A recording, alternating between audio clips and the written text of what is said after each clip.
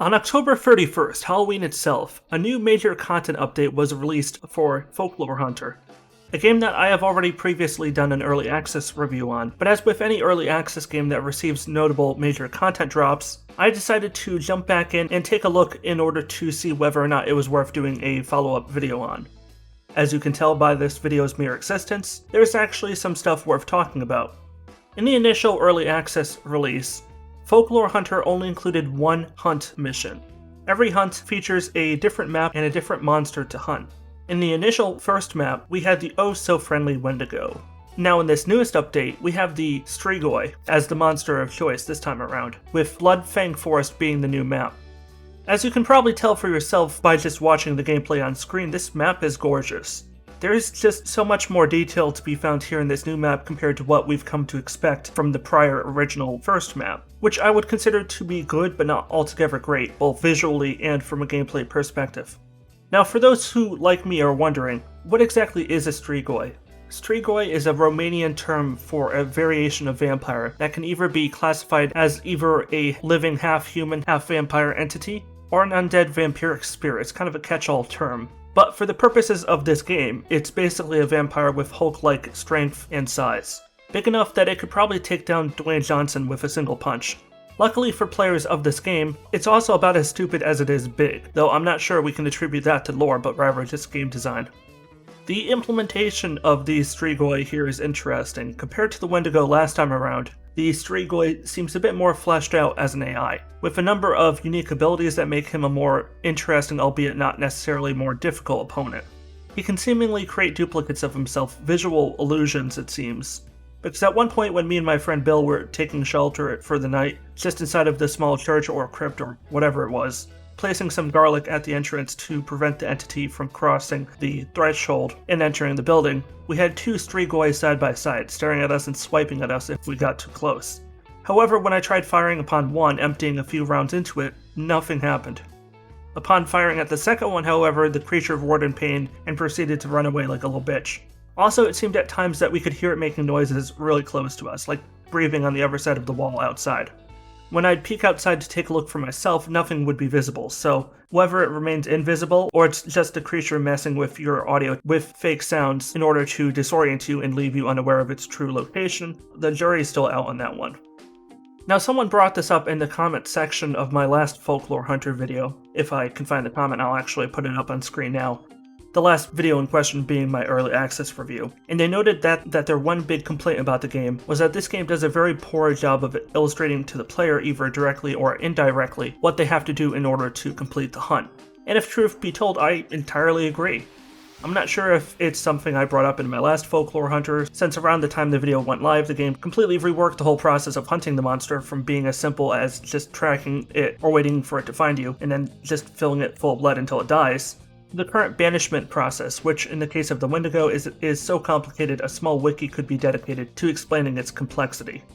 You need to literally collect 17 separate items in order to successfully banish the Wendigo in the current state of the game. And that's not including the other non-essential optional items you may want to pick up or look at, like the lore notes hidden around the map, as well as supply crates, which can provide you ammo, batteries, and other essential resupplies. And by the way, we'll get back to the resupply boxes later because there is a point I want to make about that.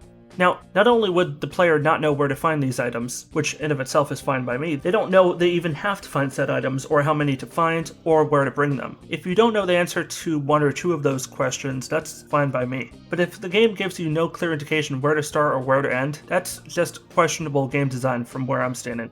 Unlike the original map, the new map does a much better job of at least giving you a good idea of where to go, even if it still doesn't make it clear what you're supposed to do when you get there.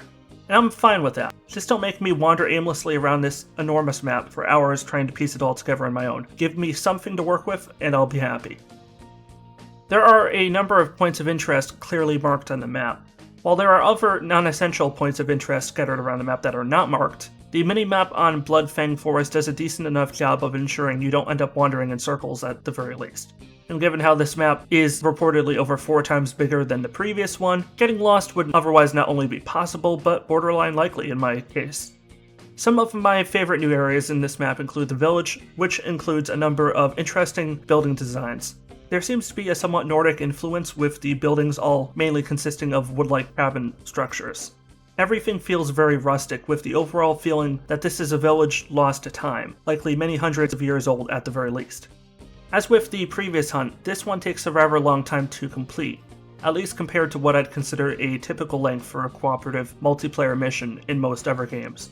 If you're looking for a Phasmophobia-like experience where the average level can be completed in less than 20 minutes, and in Phasmophobia sometimes less than 5 minutes, I might add, this is definitely more of a slow burn. You have to prepare yourself for the possibility that you could spend anywhere from half an hour to an hour, if not more, to complete this particular hunt. This isn't a map you play on if you only have a few minutes to spare. In fact, this isn't a game you play in general if you're low on time. One minor specific complaint I do have to note in regards to the new map is that there are a lot of weird visual glitches.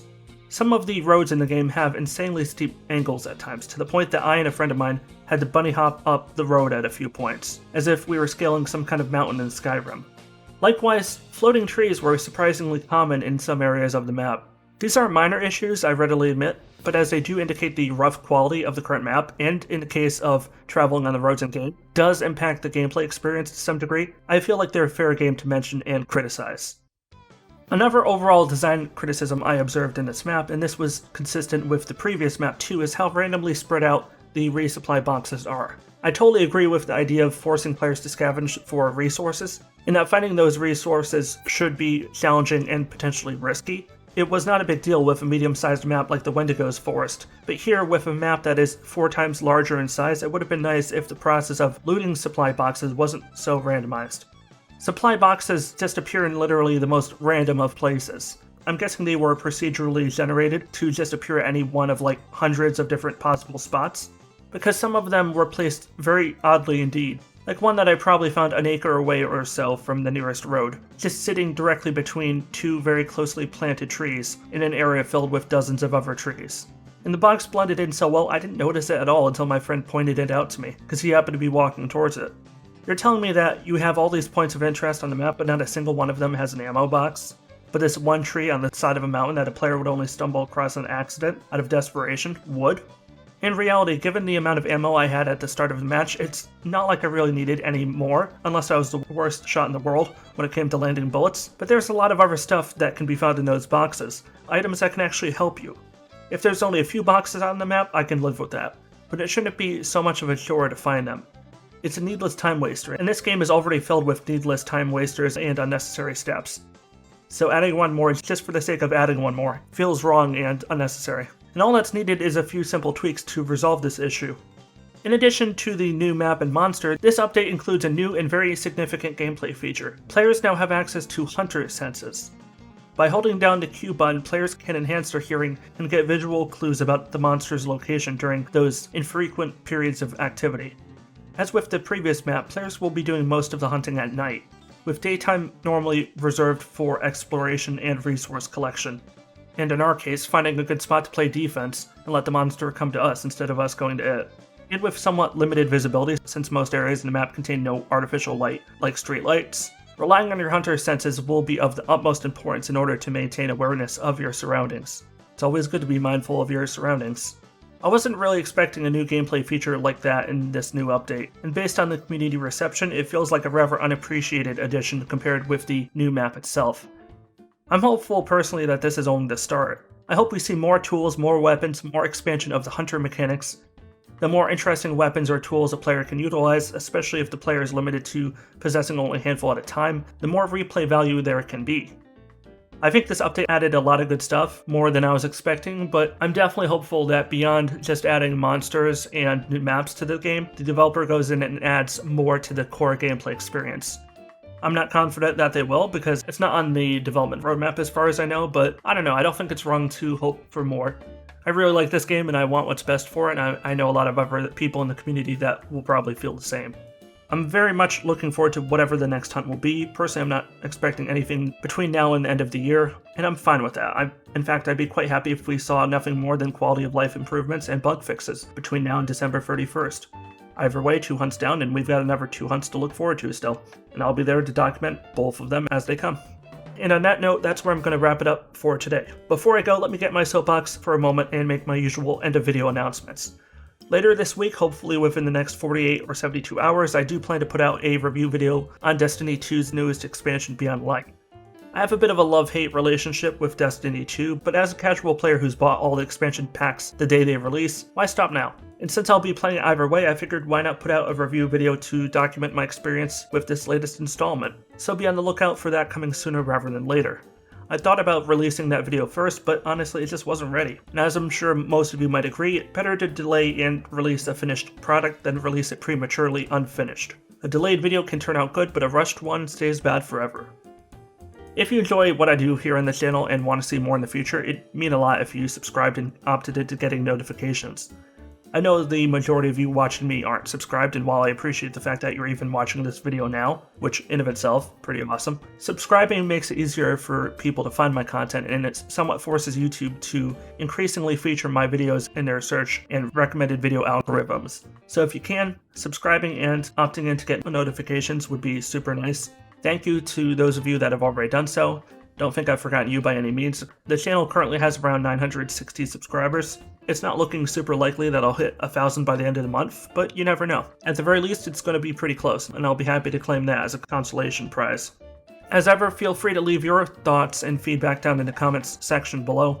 As you can ask really anyone who's followed me for any length of time, I'm very active in terms of responding to comments on my channel. I may not get to every single one, but I do manage to either respond to, upvote, or otherwise engage with the vast majority of what you guys are posting on my channel on any given day. So if you're looking to get my attention, the comments section is your best means of doing so. This is WarriorDan signing out. Stay awesome everybody, stay safe, and peace out.